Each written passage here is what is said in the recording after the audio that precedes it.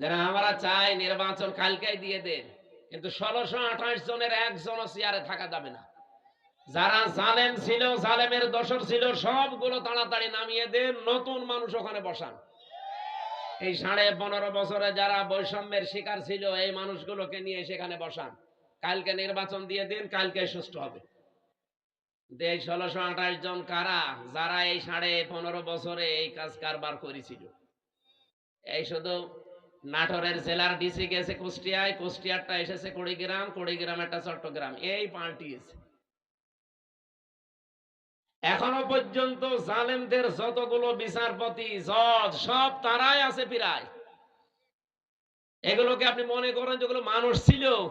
এই কালকে একটা বিচারপতির ভিডিও দেখছিলাম, ও এখনো পর্যন্ত হাসিনার গুণগান গায়।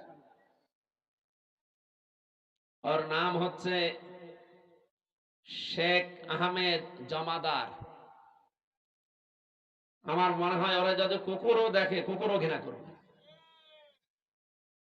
পৃথিবীতে স্বৈরাচার যারা হয়ে যায়, তাদের কয়েকটা ক্ষতি সামনের সম্ভাবনা দেখা দেয়। তার এক নম্বরে, পৃথিবীর প্রত্যেকটা সৃষ্টির ভেতরে আল্লাহ একটা ঘৃণা তৈরি করে দেয় তার প্রতি। আপনি তামাম দুনিয়া এখন খোঁজ নিয়ে দেখেন, দুনিয়াতে যারা এখনো স্বৈরাচার আছে, তাদের প্রতি শুধু আমরা না, পৃথিবীর যত সৃষ্টি আছে সবার ভেতরে ঘৃণা তৈরি করে দিয়েছে কে? বলেন। ২ নম্বরে, ওরা যখন মারা যাবে দুনিয়া থেকে, ওদের জীবনের কোনো ভালো কাজ আল্লাহ কবুল করেনি। আর সর্বশেষ সে যদি ভালো হতেও চায়, আল্লাহ সেই লাইন বন্ধ করে দেয়।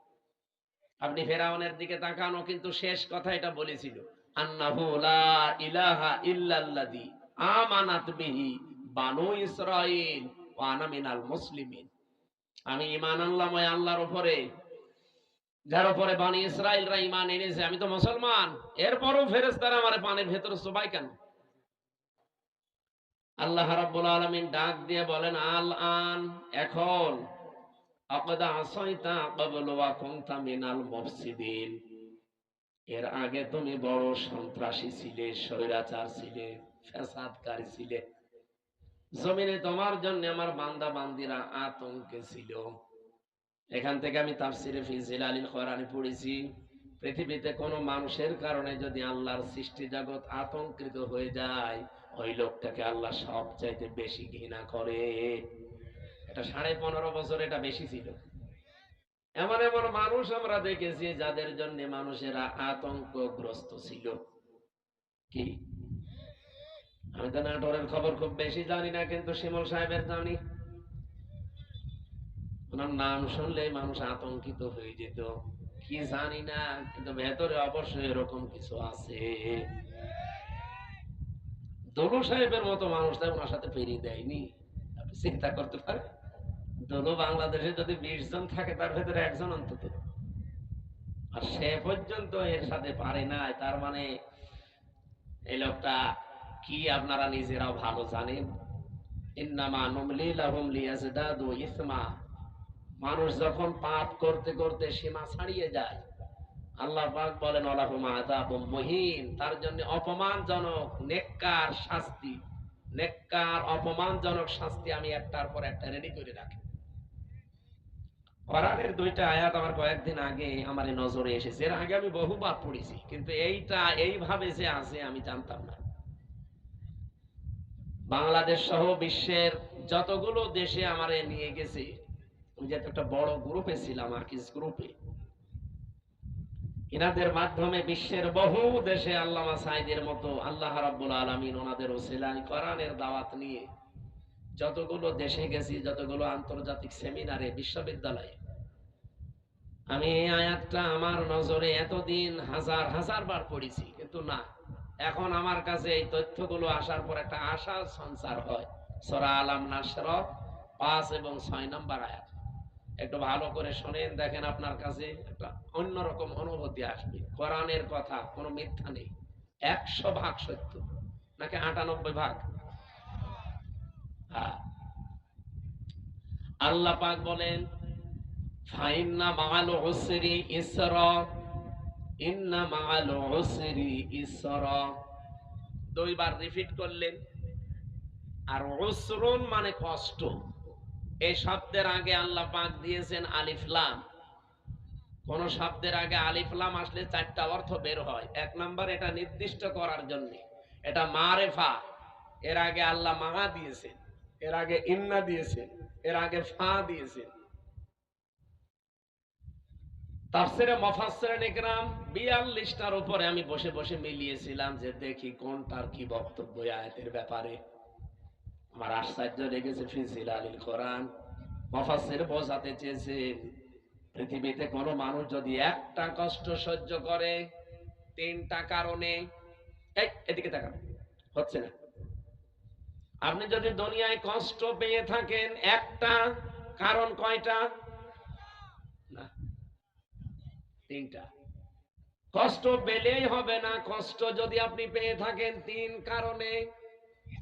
আল্লাহ কষ্টের পরে কথা বলতে গিয়েছেন ইসরা, এর আগে আলিফ লাম দেয়নি। এটা নাকেরা, অনির্দিষ্ট শব্দ। মুফাসসিরিন ইকরাম বোঝাতে চায় আল্লাহর বক্তব্য, দুনিয়াতে যদি কেউ একটা কষ্ট সহ্য করে কমপক্ষে তার ওই কষ্টের সাথে ৭০টা সুখ আল্লাহ জড়িয়ে রাখে। এ পর্যন্ত আপনারা কিছুই বোঝেননি, আন্দাজে সুবহানাল্লাহ বলেছেন। এবার আমি ব্যাখ্যায় দেখছি, টিকায় পড়েছিলাম, একটা কষ্ট যদি কেউ সহ্য করতে পারে দুনিয়ার এই ময়দানে, কারণ কয়টা বললাম? বলেন বলেন। তিন কারণের বাইরে যদি কষ্ট পান, তার জন্য আপনার জন্য ৭০টা সুখ আল্লাহ রেডি করবে না? নেই। হাসিনাও কিন্তু কষ্ট পেয়েছিল, কিন্তু এই তিন কারণের বাইরে। এবার আসেন তো, এই তিন কারণের কষ্ট আমাদের জীবনে আছে কিনা। এক নাম্বারে যদি আপনি কষ্ট পেয়ে থাকেন আল্লাহর জন্যে, ২ নাম্বারে রাসূলুল্লাহর জন্যে, ৩ নাম্বারে মানবতার জন্যে। কষ্ট কয়টা? তিনটা বলেন কেন? একটা। কারণ কয়টা? এই তিন কারণের ভেতরে যে কোনো এক কারণে যদি দুনিয়ায় কেউ একটা কষ্ট পেয়ে থাকে, আল্লাহ যেহেতু মার পরে আলিফ লাম দিয়ে নির্দিষ্ট করে দিয়েছেন কষ্ট একটা, কিন্তু ইসরাটা নির্দিষ্ট নেই। কমপক্ষে ১০ থেকে ৭০টা পর্যন্ত সুখ, শান্তি, কল্যাণ দুনিয়া আখিরাত মিলিয়ে আল্লাহ তার সাথে জড়িয়ে রাখবে। আর ১৫.৫ বছরে আমরা যারা সত্যিই কষ্ট পেয়েছি, কেউ আল্লাহর জন্যে, কেউ রাসূলুল্লাহর জন্যে, কেউ মানবতার জন্যে। এই কথা বললেন না? অবশ্যই এই তিন কারণের বাইরে অনেকে কষ্ট পেয়েছে, তাদেরটা আমি তাফসিরে পড়ি নাই, এজন্য বাদ। এই তিন কারণের যে কোনো একটা কারণে যদি আপনি কষ্ট পেয়ে থাকেন, আল্লাহর কসম, কোরআনের আয়াত, আল্লাহ গ্যারান্টি দিয়েছেন মাআল উসরি ইসরা, অবশ্যই দুনিয়া আখিরাত মিলে আপনাকে ৭০টা সুখ, শান্তি ভোগ করাবে। শুধু করাবে না, শেষে হর্ষাই আছে, করাবেই।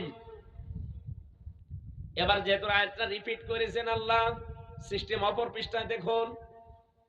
আল্লাহ পাক বলেন দুনিয়াতে কেউ যদি একটা সুখ পায়, আর ওই সুখটা যদি অবৈধ হয়, আবার বলছি, আপনি যদি একটা সুখ ভোগ করেন দুনিয়ায়, আর সুখটা যদি হয় অবৈধ, একটা সুখের কারণে কমপক্ষে ৭০টা দুঃখ, যন্ত্রণা, কষ্ট, অকল্যাণ আপনার সাথে আল্লাহ জড়িয়ে রাখবে।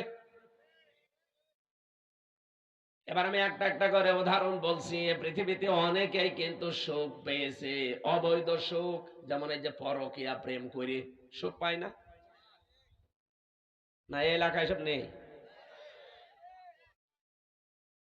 যারা পরকীয়া প্রেমে লিপ্ত আছেন, আপনিও সুখ পেয়েছেন, শান্তি পেয়েছেন, কিন্তু এটা কি বৈধ না অবৈধ? বলেন বলেন। এরকম অবৈধ সুখ একটা যদি ভোগ করে থাকেন, আপনাকে আল্লাহ কষ্ট দেবে, দুঃখ দেবে কয়টা? ৭০টা।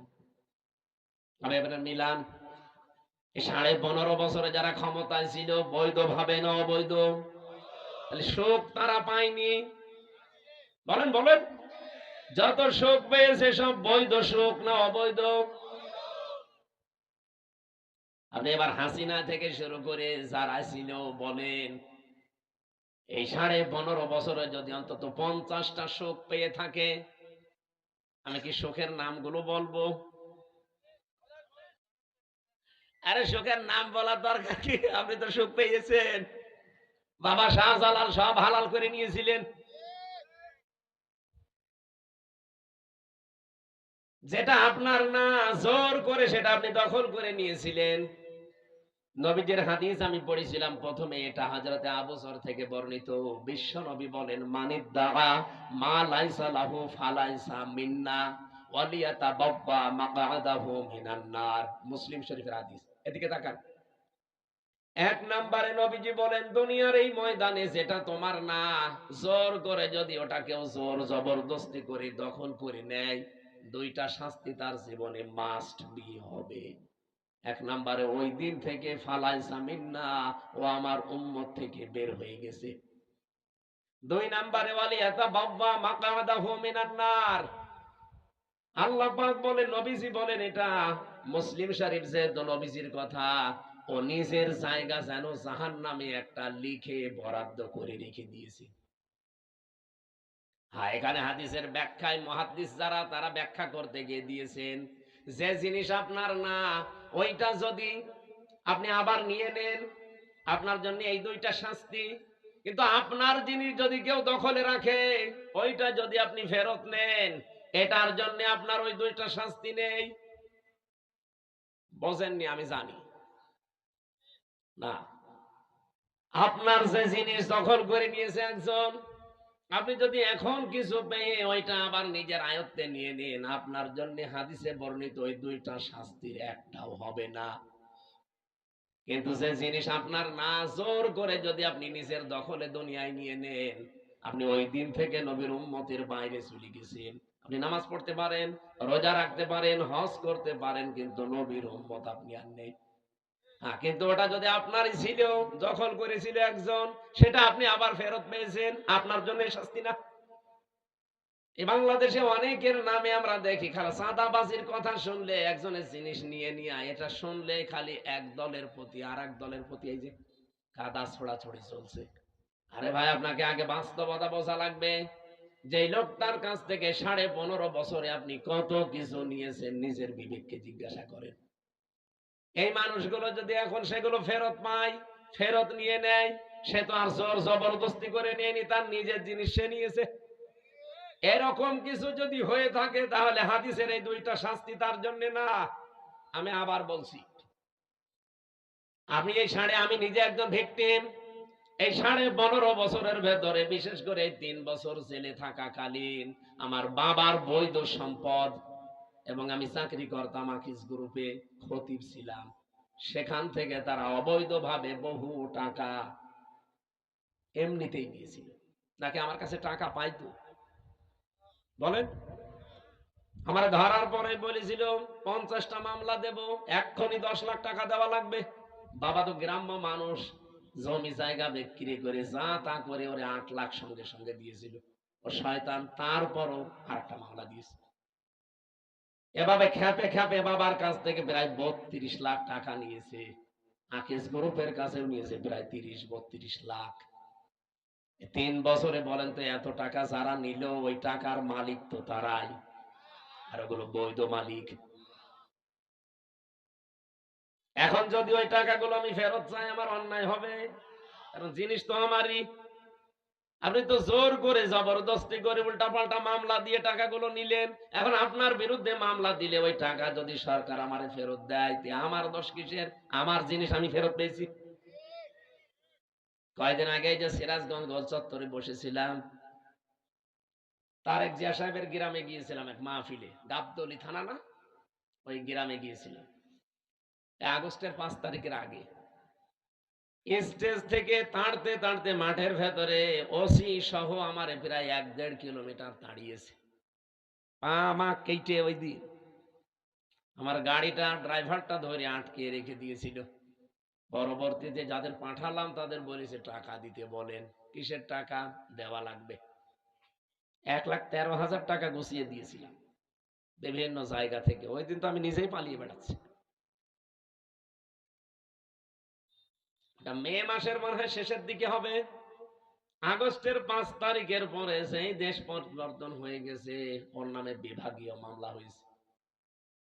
ওরে এখান থেকে পাঠিয়ে দিয়েছে কক্সবাজারের টেকনাফে।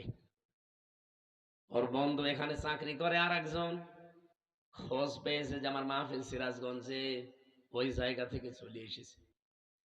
এসে আমি চা খাচ্ছিলাম, হঠাৎ করে এসে বলছো, হুজুর আসসালামু আলাইকুম, আমারে মাফ করে দেন। কে আপনি? বলছে আমি সেই ওসি আজাদ। আরে ভাই আপনারই খুঁজছি, এদিকে আসেন। আমি আপনারই খুঁজতেছি। আমি যে বেকার আমার গাড়িটা আটক করে নিয়ে এতগুলো টাকা নিলেন, আর আমার যে তাড়া দিয়েছিলেন, হুজুর আমার বিভাগীয় মামলা হয়েছে, আমার চাকরি মনে হয় থাকবে না। আমারে দিয়েছে সেই বান্ধ কি কক্সবাজারের টেকনাফে। আমি অনেক কষ্ট করে এসেছি আমার এই বন্ধুর মাধ্যমে খোঁজ নিয়ে, আপনি আমারে মাফ করে দিয়েন। কোনো অনুষ্ঠানে যেন অন্তত আমার নামে কিছু বললেন না। আমি কিছু বলবো না, আগে টাকা ফেরত দেন। আচ্ছা টাকা নেই, টাকা নেই তো কিসের মাফ? 7 দিন সময় দিলাম, টাকা ফেরত দেওয়া লাগবে। আপনাদের এই নাটোরের সন্তান একজন ছিল আব্দুল বারী রশিদি, এই যে সিংড়ায় বাড়ি, ওই ভাইয়ের গাড়ি আটকিয়েছিল। শেষ পর্যন্ত এখানে ডিস্টার্ব করা যাবে না, থাক এখানে দাঁড়িয়ে থাক ভাই, আপনি জানেন, আপনি এখানে এসে বসেন তো ভাই।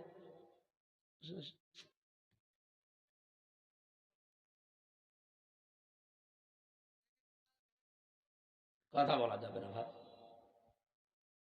ওনারে যেই বলেছি ভাই 7 দিন সময় দিলাম, টাকা ফেরত দেওয়া লাগবে, নয়তো কিন্তু আমি এখন যে ডিএমপি কমিশনার আছে সাজ্জাদ হোসেন, আমি কিন্তু জায়গা মতো বলবো, আত্মীয় আমার, হুজুর টাকা দিয়ে দেব। 7 দিন পরে 1 লাখ টাকা ফেরত দিয়েছে।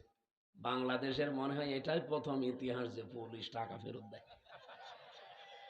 আমি তো এর আগে পুলিশ টাকা ফেরত দেয় শুনিও নি, দেখিও নি, তা আমি অলরেডি পেয়েছি।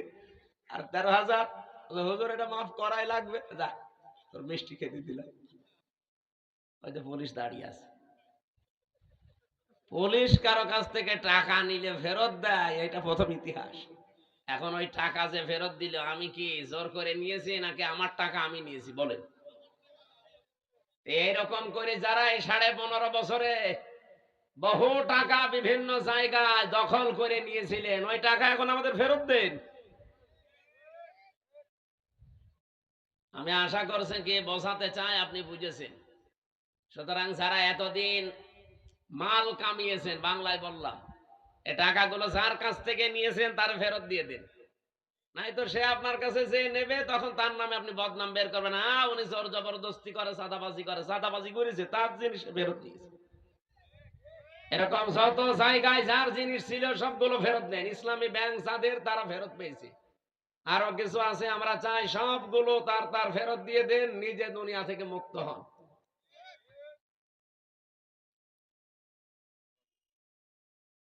একজন ওসিকে পেয়েছিলাম জেলখানায়, আমি তো ফাঁসির কন্ডেম সেলে থাকতাম সব সময়।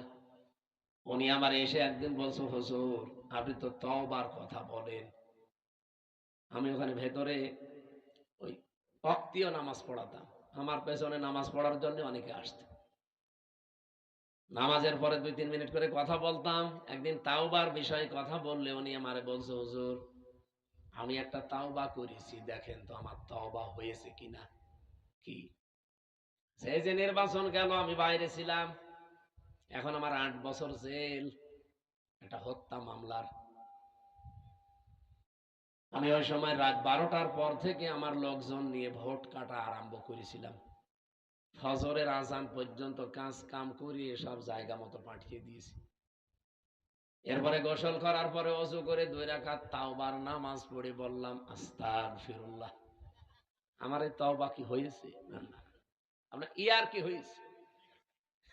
এটা কি তওবা বলে? আপনি কি আল্লাহর কাছে দোষ করেছেন যে আস্তাগফিরুল্লাহ পড়ছেন? আপনি তো দোষ করেছেন হামজার কাছে। একটা এমপি বানাতে 3.5 লাখ 4 লাখ হামজা লাগে, হামজার বউ লাগে। এই কথা বলছেন না কেন? আপনি তাদেরটা নিজে সব একা দিয়ে দিলেন, আর এখন বলছেন আস্তাগফিরুল্লাহ। আপনার মাফ হতে পারে, তাওবা কবুল হতে পারে, যদি বের হওয়ার পর ওই 3.5 লাখ 4 লাখ হামজা আর হামজার বর কাছে যে বলবেন যে এই ভুল করে ফেলেছিলাম, আমারে মাফ করে দিন। তারা মন থেকে যদি বলে ঠিক আছে মাফ করে দিলাম, আপনি মাফ পাবেন। আর তারা যদি বলে না কিসের মাপ, আপনাকে আমরা থাপড়াবো, প্রত্যেকে একটা করে থাপ্পড় দেবো, তাই খাবেন। কি কথা বলছেন কেন? কারণ দুনিয়ায় বিচার যদি না হয়, কিয়ামতের দিন আল্লাহ নিজে বিচার করবে। কারণ আপনি যারা আল্লাহর হক নষ্ট করেননি, হক নষ্ট করেছেন, হক বলে বান্দার হক।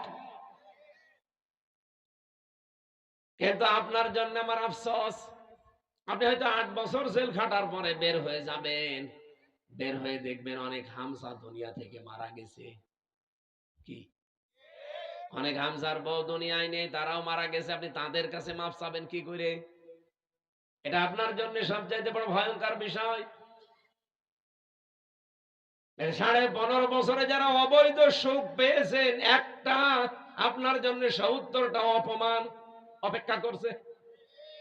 এই কথা বলে থাকেন, আমি এটা বানিয়ে বলছি। সূরা আলাম নাসরা 5 এবং 6 নম্বর আয়াত বাড়িতে মিলিয়ে দেখবেন এই কথাগুলো আছে। দুনিয়াতে যদি কেউ অবৈধ একটা সুখ ভোগ করে থাকেন, মাস্ট বি তার জীবনে কমপক্ষে 70টা অকল্যাণ, দুঃখ, কষ্ট আমার আল্লাহ এর সাথে সাথে রেডি করে রেখেছেন। এই জন্য আল্লাহ মার পরেই দিয়েছেন ওসর। আল্লাহ মাটা না দিলে অর্থ হয়ে যেত ইন্নাল উসরি ইসরা, অর্থ হয়ে যেত। কেন আল্লাহ ইন্নার পরে মা দিলেন? আমি চিন্তা ভাবনা করে কোরআন পড়ি, আন্দাজে কোনো বিষয় আমার ভেতরে যায় না, আমি পড়িও না ওইভাবে যে আমি পড়িয়েই যাব, আন্দাজে না, যে কোনো শব্দ নিয়ে আমি চেষ্টা করি এর একেবারে নিচে যাওয়ার। আমার এই ছোট্ট মাথার ভেতরে এখন এই গবেষণাটা এসেছে, দুনিয়ায় যদি কেউ একটা অবৈধ সুখ ভোগ করে থাকেন, আল্লাহ 5 দুনিয়া আখিরাত মিলে আপনাকে অপমান করবে কমপক্ষে 70টা। এতদিন যারা এগুলো ভোগ করেছেন, বলেন তো এই 15.5 বছরে যদি 50টা সুখ ভোগ করে থাকেন, তাহলে এক একটা 70টা হলে 50টা সুখ ভোগ করলে কতগুলো অপমান? হ্যাঁ, 350, 3,500, 3,500 দুঃখ, কষ্ট, অপমান ও কল্যাণ আপনার দুনিয়াতে আখেরাতে মিলে আল্লাহ দান করবে। তারপরে চট করে ঢুকে পড়বেন, অবশ্যই এখনই চট করে চলে আসবে। আরে ভাই, এতগুলো দুঃখ আপনি কে নেবে? আপনার কি, আপনার তো বাবা নেই, বাবা কি ভোগ করবে? আপনার জীবনে ভোগ করা লাগবে। এক একটা সুখ ভোগ করার কারণে কি সুখে ছিলেন এবার নিজে মিলান। 15.5 বছরে যারা সুখ পেয়েছেন, একটা অবৈধ সুখের কারণে 70টা করে কষ্ট আপনার পেছনে লেগে আছে। এই জন্য মা আছে, যারা আরবি গ্রামার বোঝে জিজ্ঞাসা করেন। আমি আবার বলছি, দুনিয়াতে সত্যি যদি আমরা কেউ আল্লাহর জন্য কষ্ট পেয়ে থাকি, মানবতার জন্য কষ্ট পেয়ে থাকি, রাসূলুল্লাহর জন্য কষ্ট পেয়ে থাকি, একটা কষ্টের জন্য কমপক্ষে দুনিয়া আখিরাতে 70টা সুখ আল্লাহ রেডি করে রেখেছে। এই জন্য আমরা আশায় বুক বাঁধি, যত কষ্ট এই দেশের মানুষেরা আল্লাহর জন্য, রাসূলুল্লাহর জন্য, ইসলামের জন্য, মানবতার জন্য সহ্য করেছি, আগামীর এই দেশ আমার আল্লাহ অবশ্যই অবশ্যই কোরআনের হাতে দেবেন। কোরআনে কারীম দিয়ে যদি এই দেশটা চলে, এর ভেতরে 500 আয়াত আছে শরীয়তের বিধান, 6,666টি আয়াতের মাত্র এই 500 বিধান যদি দেশে রাষ্ট্রীয় ভাবে কায়েম হয়ে যায়, আপনি দেখবেন এই দেশটা একটা মিনি জান্নাত হয়ে গেছে। মরণের পরে জান্নাত পাওয়া যাবে সেটা তো অনেক পরে। প্রতিদিন যে দোয়া করেন, রব্বানা আতিনা ফিদ দুনিয়া হাসানা ওয়া ফিল আখিরাতি হাসানা ওয়া কিনা আযাবান নার, আল্লাহ দুনিয়া দাও আগে, এরপরে আখিরাত দিও।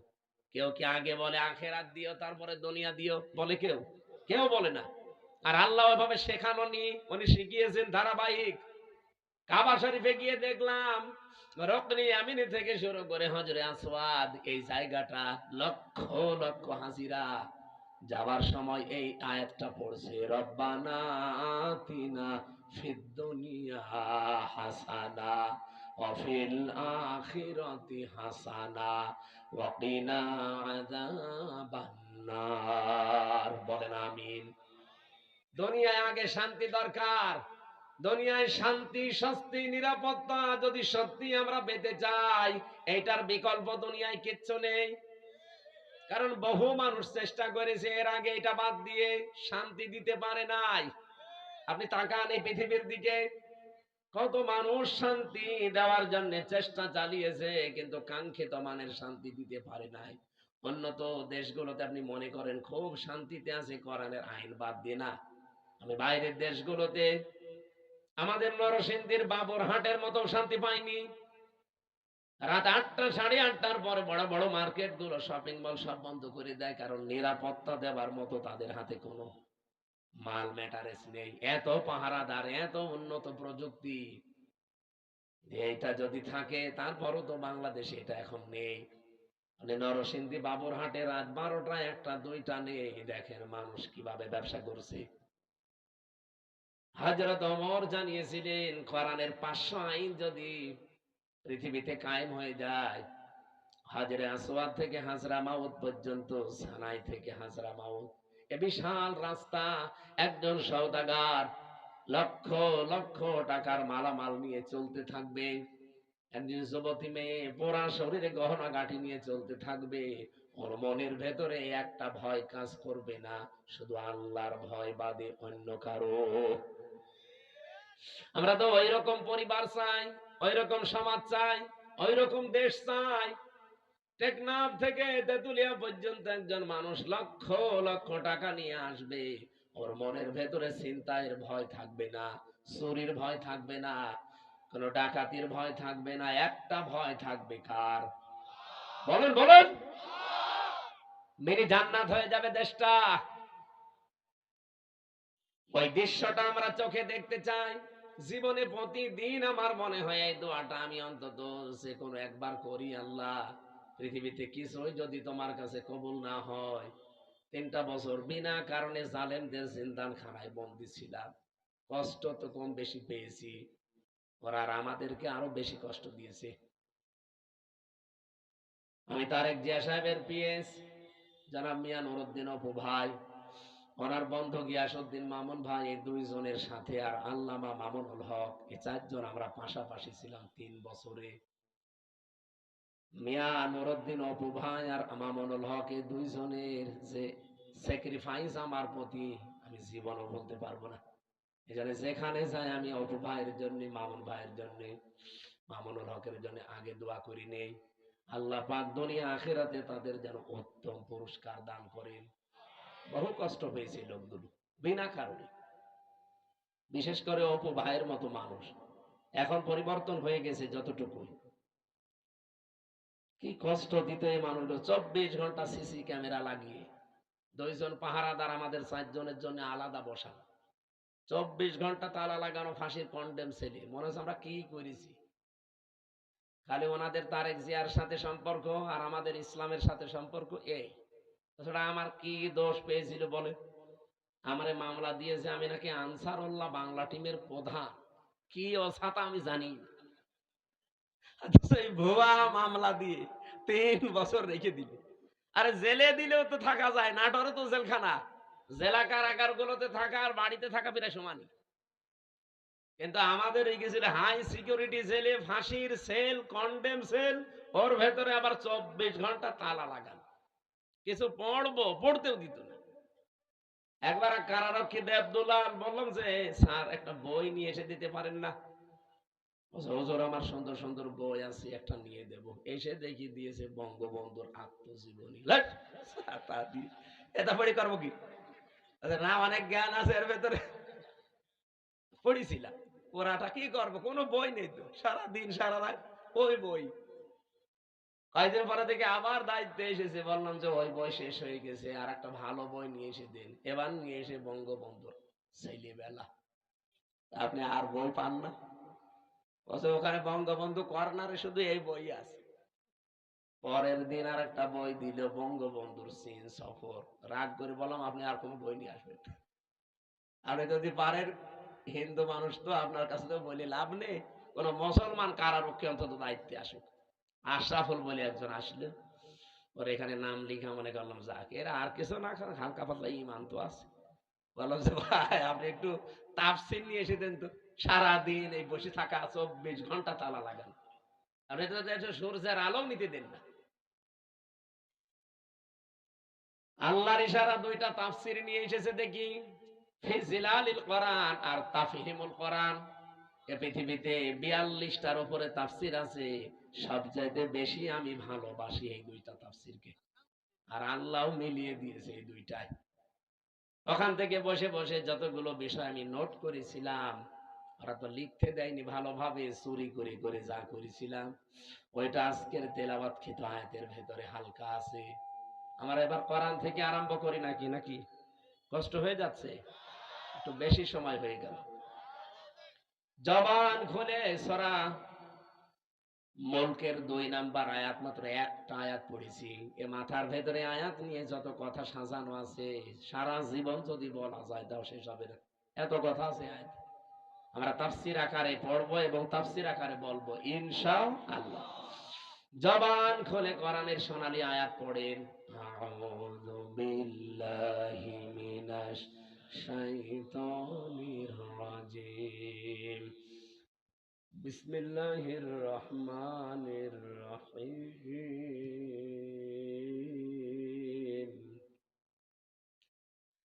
الذي خلق الموت والحياة ليبلوكم أيكم أحسن عملا وهو العزيز الغفور صدق الله العظيم। কোন সূরা জানো? মুলক। মুলক মানে রাজত্ব। মুলক মানে আমরা যাই ভাবি, যাই করি না কেন, যাই চিন্তা ভাবনা আমাদের থাক, বিভিন্ন রাজনৈতিক দল করার কারণে আলাদা চিন্তা ভাবনা থাকতে পারে, কিন্তু রাজত্বের আসল মালিক কিন্তু আল্লাহ। এটা আপনাকে বিশ্বাস করা লাগবে। যদি এর ভেতরে অন্য কেউ ঢোকে আপনি মুশরিক। এক কথা বলছেন? রাজত্বের মালিককে ক্ষমতায় পৃথিবীতে কেউ দিতে পারবে না আপনাকে। ক্ষমতায় দিতে পারবে শুধুমাত্র আমার আল্লাহ। হ্যাঁ, আপনার যদি অন্য কোন বিশ্বাসের ভেতরে ঢোকে যে না আমেরিকা আমারে পারবে, ভারত আমারে পারবে, জনগণ আমারে পারবে, আল্লাহর কসম আপনার ঈমান শেষ, আপনি মুশরিক হয়ে গেছেন। কিয়ামতের দিন আমল আখলাক যদি মানুষের কমও থাকে, কিন্তু ঈমানটা যদি তার নির্ভেজাল থাকে, আমার আল্লাহ তারে মাফ করে দেবে। আমল আপনি গাড়ি গাড়ি করেছেন, কিন্তু ঈমানের ভেতরে যদি ভেজাল থাকে, ওয়াকাদিমনা ইলা মা আমিলু মিন আমালিন ফাজআলনাহু হাবাআম মানসুরা। এই পৃথিবীতে কোন মানুষ যদি শিরিক যুক্ত আমল নিয়ে আল্লাহর কাছে হাজির হয়, যে এই দেখেন, ওর আমলটা দেখার পরে আল্লাহ ধুলি কণার মতো ওর মুখের উপরে নিক্ষেপ করবে। আল্লাহর এক বান্দা এই আয়াতটা নিয়ে চিন্তা করছিলেন। এক বাজারে গেছে বাজার করার জন্য, হঠাৎ বাজারওয়ালা দোকানদারকে 100 টাকার একটা নোট দিয়ে বাজারগুলো সদাইগুলো দিয়ে দেন। মানে এভাবে উলট পালট করে বলছে, হুজুর এ টাকা চলে না, অচল টাকা, এর মাঝে যে একটা দাগ থাকার দরকার ওটা নেই, এটা জাল টাকা, ভেজাল, আপনি নিয়ে যান, অন্য সময় দিয়ে যাবেন। যেই বলেছে এটা জাল অচল, উনি সেন্সলেস হয়ে গেছে। লোকজন এসে বলেছে, দোকানদার এই লোকটাকে মেরেছেন। বলছে না, আগে ওর হুঁশ ফেরান।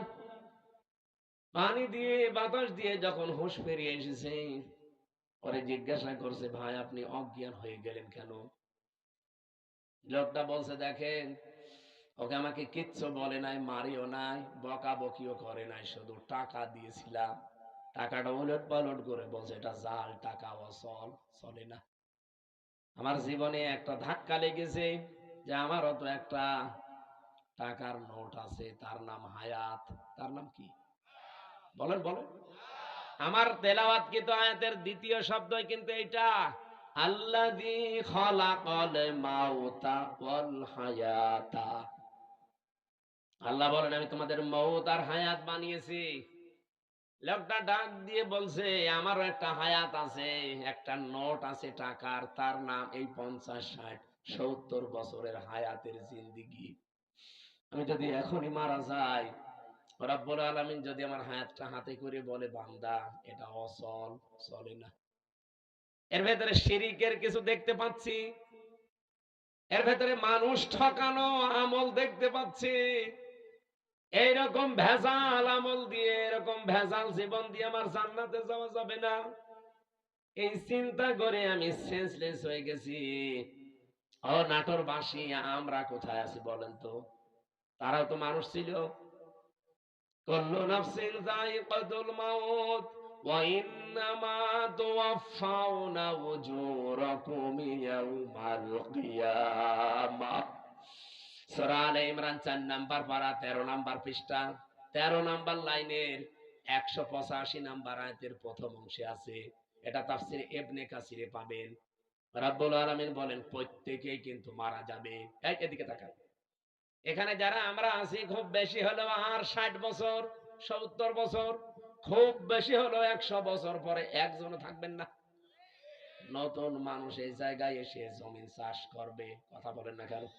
তার মানে 100 বছর পরে আমরা যারা এখানে আছি নারী পুরুষ সবাই কবরের বাসিন্দা।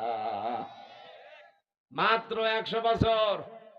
আর যদি 200 বছর পরে আপনি এই নাটোরের এই জাঠিয়ান এলাকায় এসে যদি বলেন এই বাড়ি আমার, ওই বাড়িতে ওই সময় যারা বসবাস করবে তারা আপনাকে চেনে না, কি? আর আপনিও তাদেরকে চেনেন না, কিন্তু বাড়ি ঘর আপনার, আপনি চিনতে পারছেন। এখন এসে যদি বলেন এই বাড়ি আমার, আল্লাহর কসম আপনাকে ঢুকতে দেবে না। আমি আমার নিজেরটা বলছি। এই যে কোরআন আমার সামনে, আমি জেলখানায় গিয়ে এগুলো আরো বেশি উপলব্ধি করতে পেরেছি, কারণ একা একা থাকতাম। আমার বাবার নাম রিয়াজউদ্দিন, তার বাবার নাম জাহান আলী, তার বাবার নাম নোমাজ আলী। এরপরে আমি আর চিনি না, সত্যি কথা বলছি, এরপরের পুরুষ আমি আর চিনি না। আর আমি নোমাজ আলীকে দেখি নাই, আমি জাহান আলী পর্যন্ত দেখেছি। এখন এই নোমাজ আলীর বাবা মাত্র 70-72 বছর আগে মারা গেছে। এই লোকটা এখন যদি এসে বলে কুষ্টিয়ায় এই 2 তলা বাড়ি আমার, এই ভিটা আমার, ওর দাঁত মুখ খুলে ফেলবো না? ভণ্ডামি করা যায়? কিসের নোমাজ আলীর বাপ আপনি? আমি তো নোমাজ আলীকে চিনি না। এই কথা বলছে না কেন?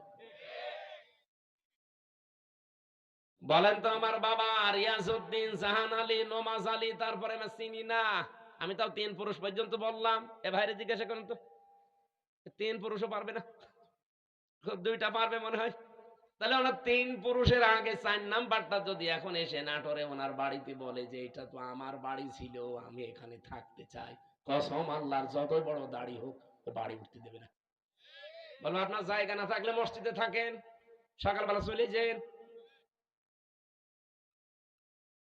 এই যে পাশের জেলা রাজশাহী, 3 দিন আগের ঘটনা কি ঘটেছে দেখেছেন?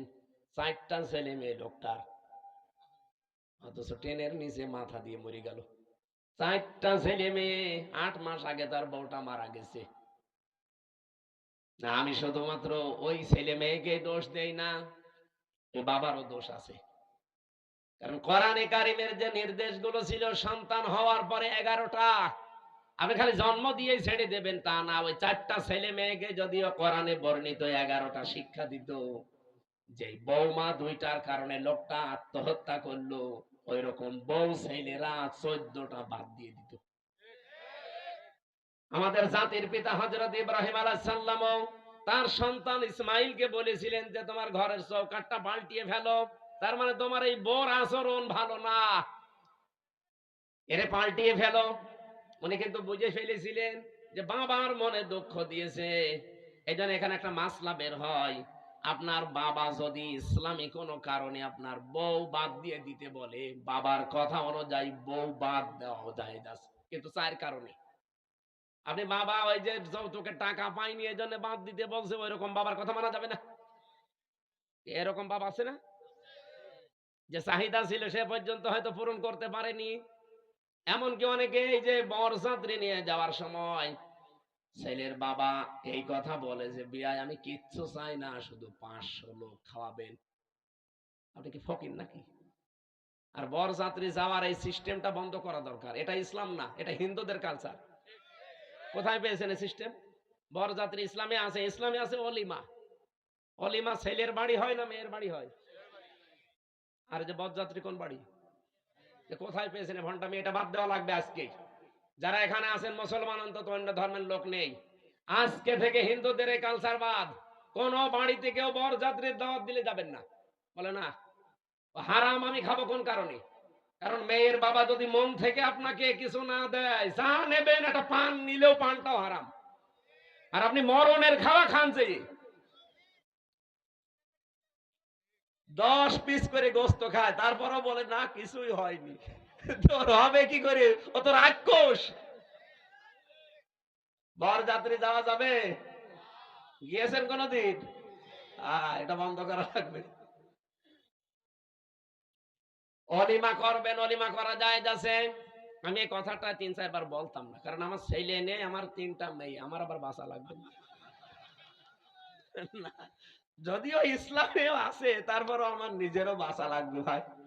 বারবার করে বলছি বরযাত্রী যাওয়া, অলিমা করা হয় ছেলের বাড়িতে, ছেলের বাবারা বুঝুক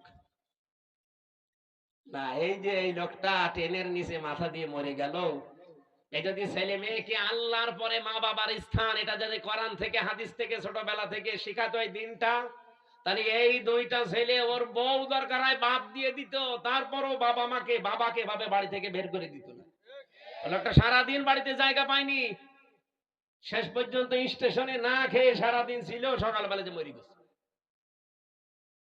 এরকম সন্তান যেন কারো না হয়। আরে সন্তানের তো শুধু দোষ না ভাই, আপনি ওইভাবেই তৈরি করেছেন তাকে। আল্লাহর পরে যে আপনার স্থান, সে তো জানেই না।